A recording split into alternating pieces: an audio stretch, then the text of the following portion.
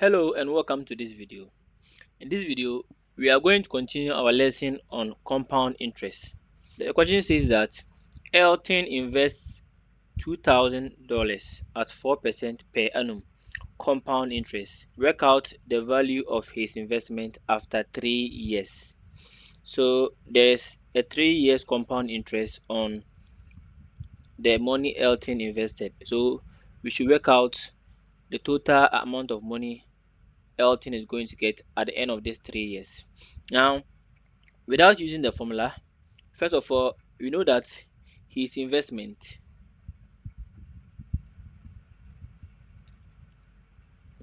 is $2,000, and also the rate of the interest is 10%, and the duration is 3 years. Okay, now even before we start solving, let's convert this one to decimal because that one will be shorter and easier for us. Over here, we have 10%, which is the same as 10 over 100, and 10 over 100 is the same as 0.1. So in this question, whenever I write 10 over 100, I'm going to replace it by 0.1 because it's the same thing. First of all, we have 3 years. So first of all, let's write the time over here and also the amount invested and the interest on that amount,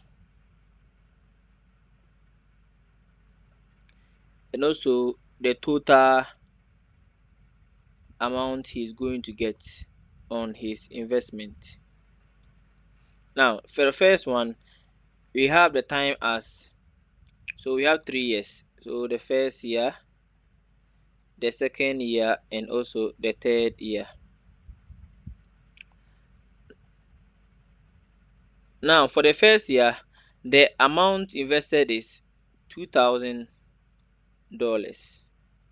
$2,000. And also, there will be a 10% interest on this $2,000.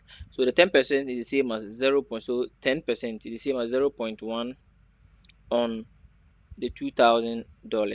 And 0.1 on $2,000 is 200. So $200, which means that after the first year, Elton is going to get an interest of $200. Now, we want to find out for the first year how much will he get after we have added the interest. So we are going to add the interest of $200 to the investment. We are going to have 200 plus 2000, which will give us $2,200, which means that after the first year on his investment, he got an amount of $2,000 on his investment. Now, here comes the clear difference between compound interest and simple interest. If we were solving a question on simple interest, the amount invested would have remained the same for the 3 years.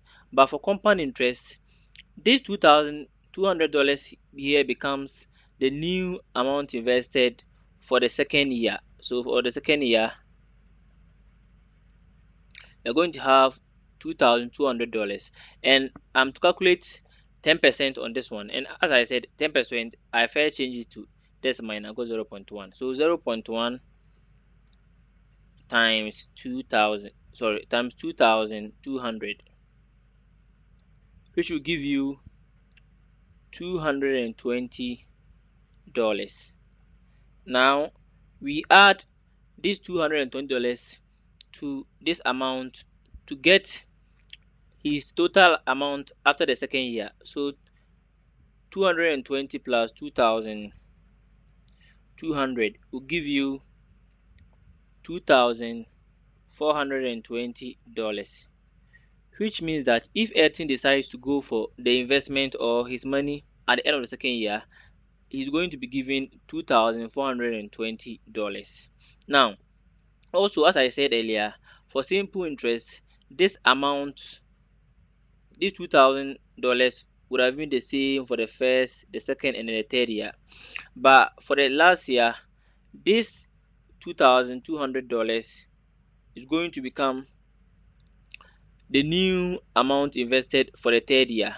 So for the third year, the new amount invested will be $2,420, and we have to find, and for the interest is 10% of this $2,420, and that will give you 242. So now it means that this is the interest on 200 on $2,420 for the third year. And if you want the amount or the total amount of his investment for the final year, we have to add this $242 to the 2,420. So 2,420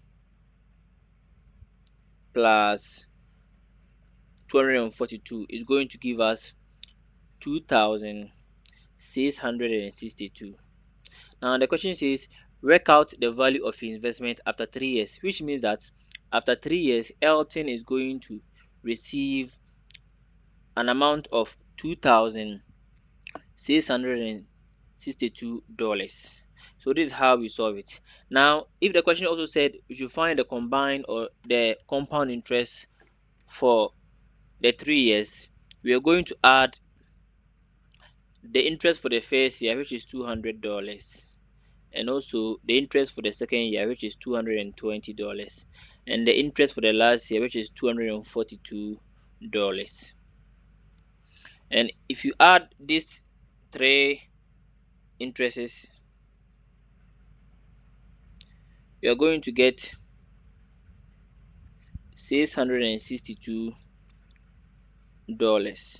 So which means that after 3 years, Elton got $662 on his invested $2,000. And there are several ways to find the compound interest.